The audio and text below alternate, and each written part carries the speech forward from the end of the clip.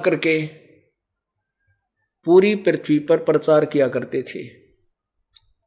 वर्तमान में तो मीडिया बन गया। वर्तमान में तो आजकल ये टीवी चैनल चल पड़े, एक ही वक्ता और करोड़ों स्थानों पर टीवी के माध्यम से सत्संग सुना सकता है। उस समय परमात्मा ऐसे ही अपने सैकड़ों रूप बनाकर जगह जगह सत्संग किया करते थे। कहते हैं अप आरती अप साजे अप किंगर अप बाजे अप ताल जान जनकारा आप नचे अप देखने हारा। परमात्मा अपने कामना आप सभी आप करता है। आप ही संत बनता है, आप ही भगवान है, आप ही दास बनता है, आप ही तत्वदर्शी संत बनता है। स्वयं ही सतगुरु की भूमिका करते हैं। अपने अन्य रूप में वो परमात्मा गुजरात में उसी शहर के शुक्ल तीर्थ के पास सत्संग फरमा रहे थे। ये जीवा और तत्वा दोनों भाई परमात्मा की चाह में सत्संग सुनने, जहां भी किसी ऋषि महर्षि या भगत संत का कोई सत्संग सुनते थे, दोनों भाई सारे काम न त्याग के वहां पहुंच जाते थे। परमेश्वर ने सत्संग यही फरमाया कि पूर्ण संत बिना मोक्ष नहीं हो सकता, और पूर्ण संत के बिना साधना करना भी व्यर्थ है।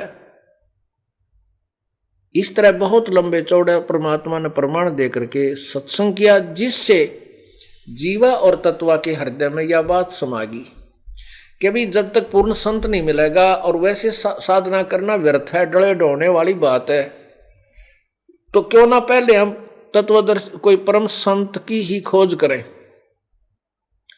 उसके बाद ही हम साधना शुरू करेंगे।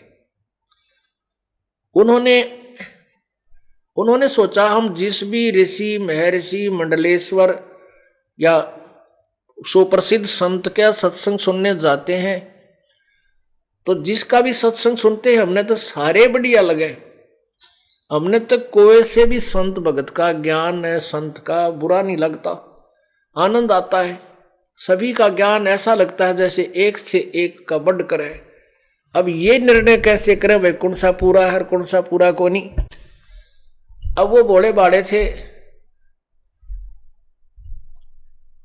उन्होंने के फैसला कर लिया। जीवा बोला कि भाई एक बात समझवाओ मेरा तो क्या, एक सूखे वट वृक्ष की बड़ के पेड़ की एक सूखी डाली थी टहनी, वह अपने आंगन में गाड़ दी।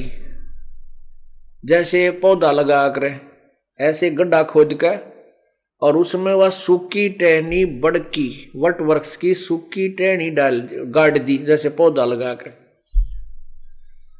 और कहने लगा, जीवा बोला भाई एक काम करते हैं, हमारे तेनों समझ में आता नहीं किसका ज्ञान खरा है किसका खरा को नहीं, कौन संत पूरा है कौन अधूरा है। भाई जिसके हम संतों के गुरुओं के पैर धोवांगे, हमारे घर पर बुलावांगे, आदर से सत्संग करवावांगे, और सत्संग सुनकर उसके बाद उनका चरण धो करके इस टहनी में डालेंगे। यदि ये टहनी हरी होगी तो पूरा संत मानांगे, नहीं तब हम नाम लिया को नहीं। चाहे इससे अच्छा तो ना भक्ति करना वो बढ़िया। उन्होंने पहले तो आसपास जितने भी कोई संत भक्त मिलते जो सत्संग करने वाले, उनको प्रार्थना करते, अपने घर सत्संग करवाते, उनका ज्ञान विचार सुनते, फिर चरण धो करके उस टहनी में उस गड्ढे में डाल देते जिसमें सूखी लकड़ी गाड़ रखी थी। जब उन्होंने देखा कि इनसे कुछ नहीं बात बन रही, फिर सुना उन्होंने कि वहां एक बहुत बड़े मंडलेश्वर रहते हैं, एक बड़े सिद्ध पुरुष रहते हैं। कोई गुफा में बताए, कोई तो धूने पर तप रहे हैं, वो बताए कहीं उल्टा खड़े हैं, कोई जल में खड़े हैं। फिर वो दोनों भाई उनके पास गए, पहुंचे उन महापुरुषों के पास। उन्होंने घर पे आने से तो इनकार कर दिया। फिर उन्होंने प्रार्थना की, प्रभु आपके दास आपके चरणों की रज पान करना चाहते हैं। कृपा चरणामृत देने की कृपा करें। संत दयालु भी होते हैं, उन्हें कहा ले भाई ले लो। उन्हें अपने चरण, उनके चरण धो लिए और डोली में गाल लिए, डाल के घर ने ले आए। उसमें डाला, नो रिजल्ट। उन्होंने सभी जितने भी जहां भी जिसने बताया वहां पहुंचे, उनका चरणामृत ले आए और टहनी में डाल दिया, लेकिन वह लकड़ी गलन लागी। अरे तो कहां होनी थी। अब उन दोनों भाइयों ने फैसला कर लिया कि इस पृथ्वी पर कोई संत नहीं है, और हमने उस संत की बात 100% सही लगी। हमने वो संत के विचार सुने थे कि पूर्ण संत बिना भक्ति करने का कोई यूज नहीं, कोई लाभ नहीं। और भाई वो संत हमने कुछ लागे नहीं था, वो एक साधारण सा भगत दिखाई दे था। उसमें तो मुझे ज्ञान, ऐसा ज्ञान तो उसने ठीक बताया, पर वो भाई भक्ति का अंश उसमें मुझे दिखा नहीं। उन दोनों भाइयों ने आप पर फैसला किया, क्योंकि हमारा जो दृष्टिकोण है भगत और संत, हम उसको मानते हैं साधक जिसने कहते बड़ी बड़ी जटा बढ़ा रखी हो, सिर पर बड़ी बड़ी जटा हो, दाढ़ी बढ़ रही हो, गल में माला डाल रखी हो, धूना पर बैठा हो, कितना खड़ा हो, तपस्या कर रहा हो, कह दूध दूध पीता हो, रोटी ना खाता हो, यानी डले ढोंता हो ना, वो अच्छा लगा हमने। कह मूंड मुंडा रखा हो, कति घोटम घोट करके न तिलक ला रखे हो मस्तिष्क में, तो हम उनको संत माने थे। और परमात्मा अपने सिंपल ड्रेस में रहा करते, जिस क्षेत्र की जैसी वेशभूषा होती वहां वैसी ही बना करके प्रकट हो जाते थे।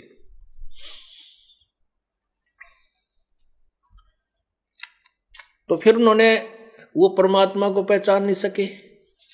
उन्होंने ये एक का फैसला कर लिया और दोनों भाई रोने लगे, बैठ कर रोने लगे।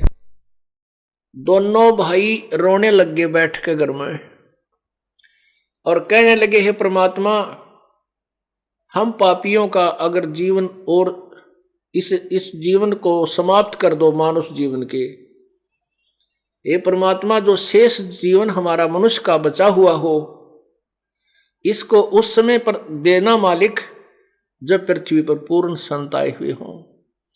ऐसा कहकर फूट फूट कर रोने लगे बुरी तरह, और कोई संसार में कुछ भी वस्तु उनको अच्छी नहीं लगे।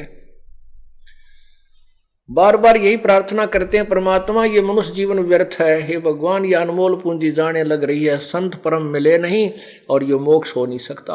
और फिर ना जाने कितने युगों के बाद या कितने जन्म, 84 लाख योनियां भोगने के उपरांत कभी मनुष्य जीवन मिले। इसलिए परमात्मा अपने दासों के इस शरीर का अंत कर दो और ये शेष समास प्रभु उस समय दे देना, चाहे थोड़ा ही समय बचा हो हमारा, जिस समय पृथ्वी पर कोई परम संत आया हो।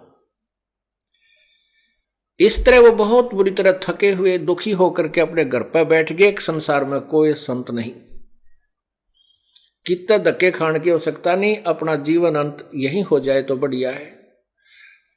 अब वो अंतर्यामी कहते हैं, गोता मारूं स्वर्ग में जा बैठूं पाताले, गरीबदास ढूंढता फिरूं अपने हीरे माणिक लाल, सोरसल सीधर मैं करूं अपने जन के काज। अपने हंस के लिए मैं ना जाने के छल सीधर का अर्थ होता है ना, मेरा किस रूप में झूठ साची यानी करके अपनी प्यारी आत्मा को हम अपनी शरणों में लेकर ही छोड़ता हूं। अब जिसको परमात्मा की तरफ इतनी हो जाती है, भगवान निकट पहुंच जाता है उसके पास। कबीर परमात्मा जब उनमें ये तड़फ बनी, परमात्मा एक वैसे अपने सिंपल वेशभूषा में, और दाढ़ी बढ़ा रखी थी प्रभु ने, ऊपर टोपी पहन रखी। अब परमात्मा कबीर परमेश्वर जी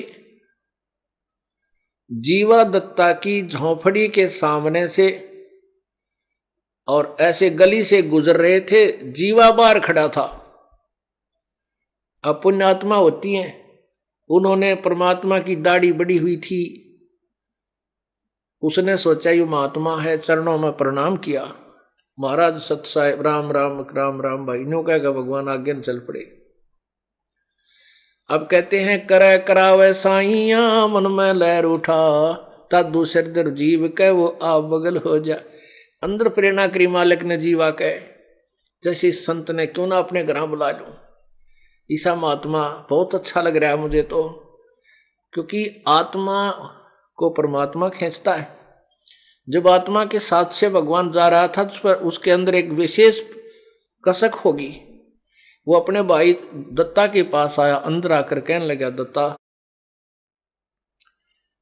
मेरी एक अर्ज है आपसे कि एक संत जावत गया है यहां से इधर को, आपकी आज्ञा हो तो बुला लिया उसको, सत्संग सुन लेंगे, उनका भी चरण धो लेंगे।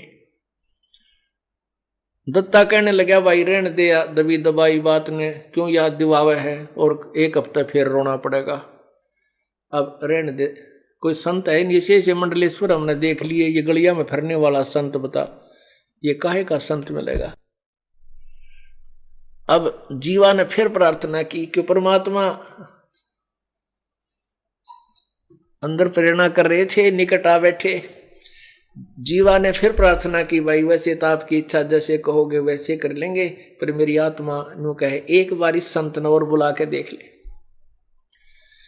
अब तत्वा ने सोचा, भाई क्यों भाई की आत्मा दुखी करी, जब इतनी आत्मा से कह रहा है। कहने लगा, भाई ठीक है बुला ले, तेरी मन मान रहा है, तेरी आत्मा मान रही, कोई बात ना, कुरा चालता भगत होगा तब भी बैठ जाएगा, 2 रोटी खा जाएगा।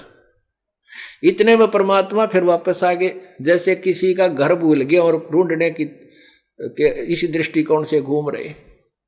वापस आए तो चरणों में गिर के कहने लगे, भगवान हे महात्मा जी, आपके दास की झोपड़ी है, एक बार पदार्पण कीजिए। परमात्मा आए, इससे काम थे, चल भाई। अंदर पहुंच गए, एक बैठना यानी मुड्डा बिछा दिया, दोनों भाई बैठ गए। अब उन दोनों के मन में न्यू था कि पहले चरण धोवांगे, ट्रेनी में डालांगे, पाछे बात कराएंगे। इस टाइम वो लिया एक तसड़ा सा ठाके परात, जैसे रोटी गूंदन की हो है, आटा बनाने का पात्र है, परात या तसला जो भी उनके पास था, लिया करके चरण धोए। वो दत्ता कहने लगा, जीवा संतों के चरणामृत को भाई कितने गली में मत फेंकना, गमले में डाल दिए, वहां उनका संकेत था पहले से।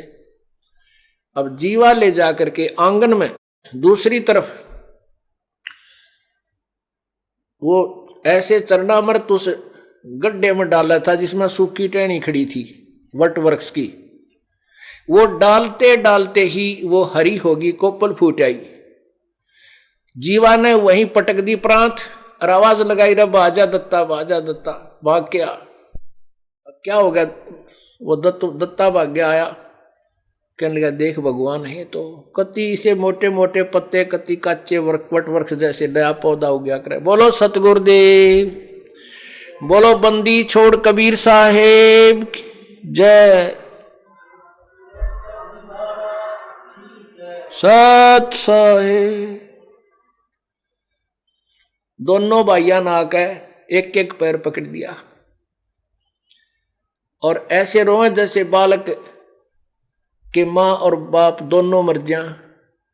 और फिर वो टक्कर मार मार कर रोया करें, सबकी बंध जाती है। दोनों पैर पकड़ के एक एक और रोए बुरी तरह, बहुत बुरी तरह रो रहे हैं। भगवान, ये परमात्मा आप कहाँ थे, आप पहले क्यों नहीं आए मेरे मालिक, हम तो बहुत दुखी हो लिए। हमने तो ये सोच लिया था पृथ्वी पर कोई संत नहीं, ये परमात्मा हम तो न्यों सोचा थे मर जा तो बढ़िया, मृत्यु हो जा अच्छा, और कभी फिर जन्म दे भगवान इस मनुष्य जीवन को शेष, जब कभी पृथ्वी पर कोई परम संत आए हो। परमात्मा बोले, बेटा आ तो मैं पहले भी जाता, पर तुम्हारा धर्म कर्म बिगड़ जाता। क्यों बिगड़ जाता? क्योंकि तुम्हारे मन में मैं आ जाता और मेरा आते यू काम तो होना ही था, तुम्हारी यह शर्त पूरी होनी ही होनी थी। लेकिन तुम्हारे को मैं भगवान ना दिखाई दूं, वो मैं विद्वान नहीं महसूस लगूं, तुम ये कहो ये तो कोई वैसे जंतर मंतर करनिया होगा, और फिर आप कहीं और मंडलेश्वरों के पास धक्के खाते फिरते। फिर मेरे में श्रद्धा ना होने से तुम्हें पूर्ण लाभ नहीं मिलता। पुण्यात्माओं, सौभाग्यशाली तो आप हैं, क्योंकि आपको इस समय में मनुष्य जीवन मिला है जब दास परमात्मा ने भेज दिया इस तत्व ज्ञान का डूंडा ठाने के लिए। और उससे भी ज्यादा सौभाग्यशाली वो हैं जो पहले इन मंडलेश्वरों द्वारा सब संतों द्वारा धक्के खा लिए और अब इस दास के पास आएंगे, इस ज्ञान को सुनेंगे। वो और भी सौभाग्यशाली है, क्योंकि वो फिर डगमग नहीं होंगे। और जैसे कोई पहली बार यहां आ गया, हमने ज्ञान सुनाया, ज्ञान समझ में आ गया, फिर वो सोचता है कहीं वो इतने बड़े संत जिसके लाखों शिष्य हैं, कहीं उसके पास ज्यादा मसाला हो। यहां से हटकर उसके सत्संग भी सुनने चला जाता है, उसमें आस्था बनाकर गया हो, वैसे तो जा ही नहीं सकता। तो वहां जाने से यहां आपका नाम खंड हो जाएगा, क्योंकि आपकी आस्था, आपकी भक्ति अनन्य नहीं रही। तो वो फिर उसके अंदर जो है ना थोड़ा विकार पैदा हो जाएगा, वो लेट हो जाता है। और जो सब जगह धक्के खा लिए, कोई तो अपने दुख निवारण के लिए घूम लिए, कोई मोक्ष पाने के लिए घूम लिए, वहां कोई वस्तु मिली नहीं, वो अब यहां आए हैं, वो और भी सौभाग्यशाली समझना। और जो पुण्यात्मा मेरे जैसे थे, जो हनुमान जी और रामकृष्ण हर के गुण गाते फिरा करते, वह तो वैसे सौभाग्यशाली है, क्योंकि वहां तो कोई स्थिर ज्ञान था ही को नहीं। हमारे को यह ज्ञान समझ में आया, तुरंत समझ में आ गया, तुरंत ग्रहण कर लिया। यदि हमारे बीच में कोई संत और घुस रहा होता, वो हमने ठिकाना लगन नहीं दो, क्योंकि हम उसके पास पूछने जाते, अब जी वहां से सुना है। वो चतुर व्यक्ति अपनी अपनी पोल खुलने के डरते हैं हमें और भ्रमित कर देता और उस संत से दूर कर देता। दूसरे नंबर पर सौभाग्यशाली वो हैं जो किसी संत के नहीं फंसे थे। तो पुण्यात्मा, परमात्मा यही बताना चाहते हैं कि जीवा दत्ता, मैं पहले भी आ जाता और पहले आते ही तुम्हारी ये शर्त भी पूरी हो जाती, लेकिन तुम्हारा पेटा नहीं भरा हो, तुम्हें विश्वास नहीं होता कि ये संत हो सकता है, क्योंकि तुम्हारा दृष्टिकोण संत की परिभाषा कुछ और बना रखी थी।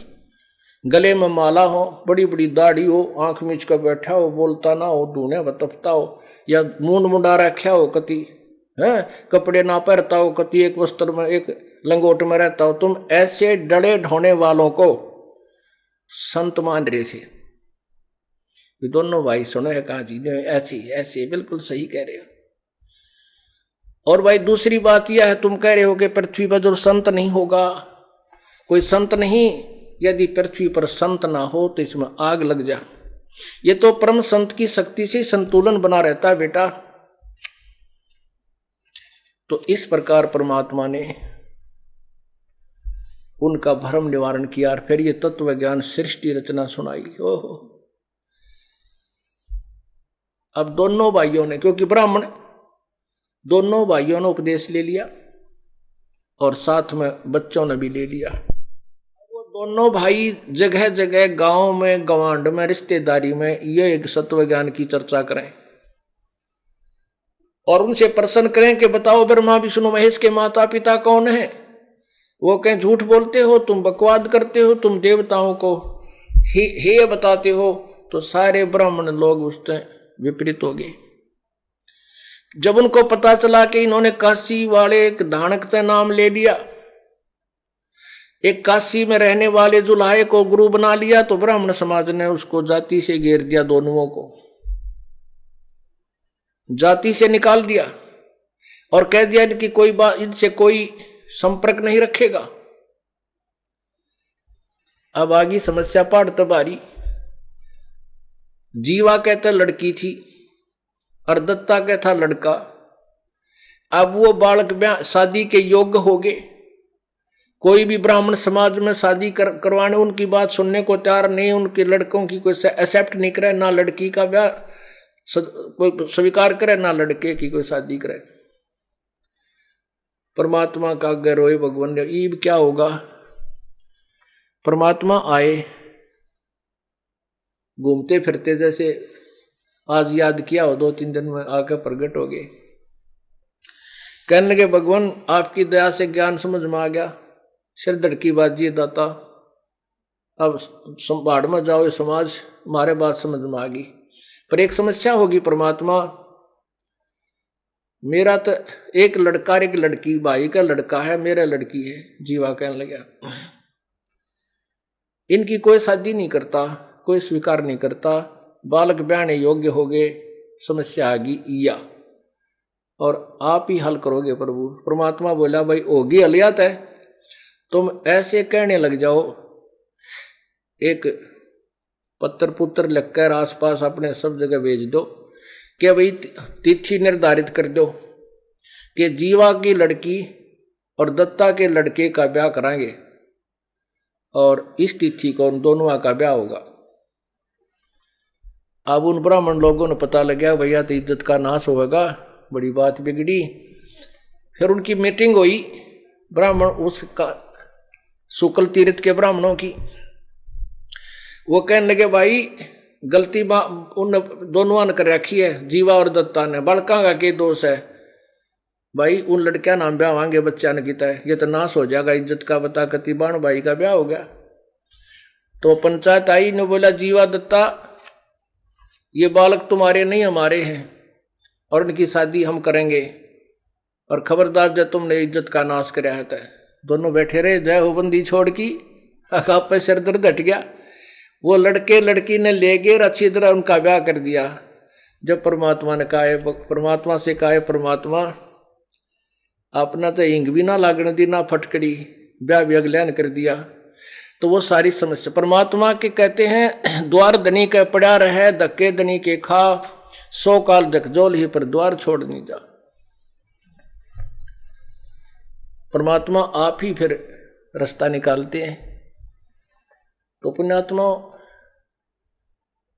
आपके ऊपर कितना रहम किया प्रभु ने, आपका मनुष्य जीवन और फिर ये तत्व ज्ञान की गंगा आपके सामने बहा दी परमात्मा ने।